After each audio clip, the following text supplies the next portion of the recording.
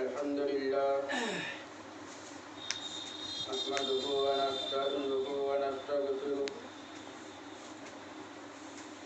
ونعوذ بالله من شرور أنفسنا ومن سيئات أعمالنا من يهده الله فلا مضل له ومن يضلله فلا هادي له وأشهد أن لا إله إلا الله وحده لا شريك له وأشهد أن محمدا عبده ورسوله أما بعد فإن خير الحديث كتاب الله وخير الهدي هدي محمد صلى الله عليه وسلم وشر الأمور محدثاتها وكل محدثة بدعة وكل بدعة ضلالة وكل ضلالة في النار أما بعد فأعوذ بالله من الشيطان الرجيم بسم الله الرحمن الرحيم يا أيها الذين آمنوا اتقوا الله حق تقاته ولا تموتن إلا وأنتم مسلمون يا أيها الناس اتقوا ربكم الذي خلقكم من نفس واحدة وخلق منها زوجها وبث منهما رجالا كثيرا ونساء واتقوا الله الذي تساءلون به والأرحام إن الله كان عليكم رقيبا يا أيها الذين آمنوا اتقوا الله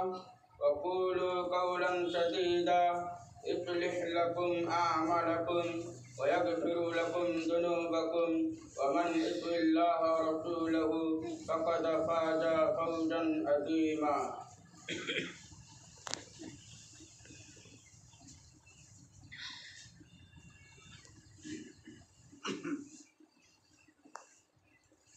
إن الحمد لله وحده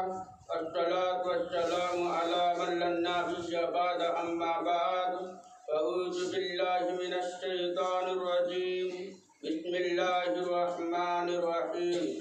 اقرأ باسم ربك الذي خلق الآية وقال النبي صلى الله عليه وسلم عن أنس بن مالك قال قال رسول الله صلى الله عليه وسلم طلب العلم فريضة على كل مسلمين الحديث وعن أنس قال قال رسول الله صلى الله عليه وسلم من خرج في طلب العلم فهو في سبيل الله حتى يرجع الحديث অবশ্যই শ্রদ্ধা সম্মানিত আজকের এই জুমার মুসল্লিবৃন্দ সমস্ত প্রশংসা সেই মহান আল্লাহ তাবারক ওয়া তাআলার জন্য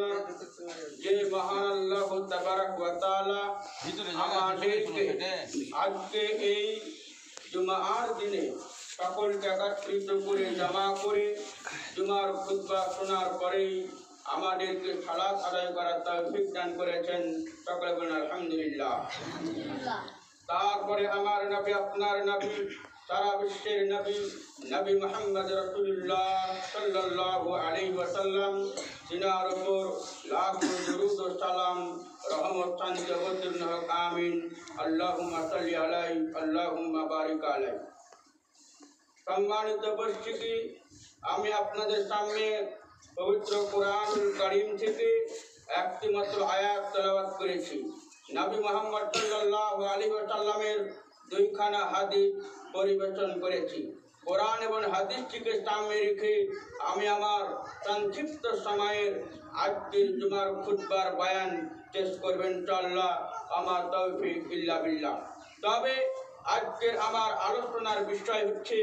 জুমার খুতবার বয়ানটির নাম হচ্ছে শিক্ষার গুরুত্ব। শিক্ষার গুরুত্ব, শিক্ষা নিয়ে আজকে আলোচনা করব। মানুষ শিক্ষা অর্জন করলে কতটা লাভ, তার কতটা লাভ রয়েছে কোন ইহকালে পরকালে কতটা লাভ রয়েছে। যে ব্যক্তি সাদকায়ে জারিয়া করলো, যে ব্যক্তি মসজিদে দাঁড়িয়ে আছে, যে ব্যক্তি মসজিদে আল্লাহ তাআলা দান করবে, আমার বাপ মারা গেছে, আমার মা মারা গেছে, তাদের দানের নেকি, দানের নেকি আমার হচ্ছে কবরে আযাব হালকা মারা যাবে কিয়ামত পর্যন্ত। আমাদের কি করতে হবে, কিভাবে আদর্শবান সন্তান তৈরি করতে হবে। এই নদীর পানি জঙ্গিপুর থেকে ব্যবহার পর্যন্ত দিন রাত চলছে, আদর্শবান সন্তান হয় না। কিভাবে আপনার দানের নেকি, আপনার দানের বদলা নয়, আপনার সাহাবী নয়, কেমন একজন সাধারণ মানুষ ইমানদার হবে, তার নামে একটা সূরা আছে, সেই সূরাতে লোকমান, লোকমানের সূরাতে বলেছেন, আল্লাহ তাআলা বলেছেন, থাকবে না আল্লাহ তাআলা বলেছেন, সূর্য 1 মাইল বরাবর চলবে, ইয়া মাইল পুত্র আল্লাহর সঙ্গে শিরক করো না, ইন্না শিরকা লাযুলমুন আযীম, 1 মাইল পৃথিবীর সবথেকে বড় শিরক, মানুষের মাথার উপর হচ্ছে শিরক মানুষ। এই শিক্ষা হযরত লোকমান আলাইহিস সালাম তার সন্তানকে হাবুডাবু করবে, সেই দিন মানুষ আজকে আমরা কিন্তু লক্ষ্য করে দেখেন, আপনার ছেলে আপনি কয়দিন বলেছেন আল্লাহ তাআলা শিরক করো না, বলে লা ইলাহা ইল্লাল্লাহ, মানুষকে কথা বলতে হয়। আপনি কবে শিক্ষা দিয়েছেন? যে শিক্ষা দিয়েছেন একদিন